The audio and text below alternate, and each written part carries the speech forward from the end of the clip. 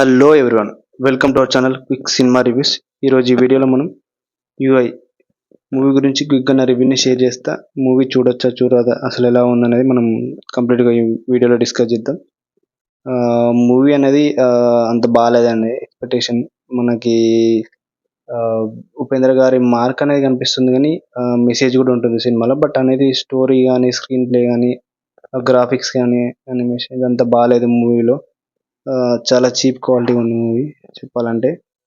మనకి మూవీ అనేది అంత ఇంట్రెస్టింగ్గా లేదు. ఇది మనకి యాక్షన్ థ్రిల్లర్ బ్యాక్డ్రాప్లో రన్ అవుతుంది మూవీ. మనకి మూవీ డ్యూరేషన్ వచ్చి 2 hours 12 minutes ఉంటుంది. బట్ స్టోరీ పెద్దగా ఏం లేదు. అండ్ తను అనుకున్నది అంత ఎక్స్పెక్టెడ్ విధంగా ప్రజెంట్ చేయలేదు. That's all for the quick review. ఇంకెవరైనా చూడాలనుకుంటే అంత బాగాలేదండి మూవీ.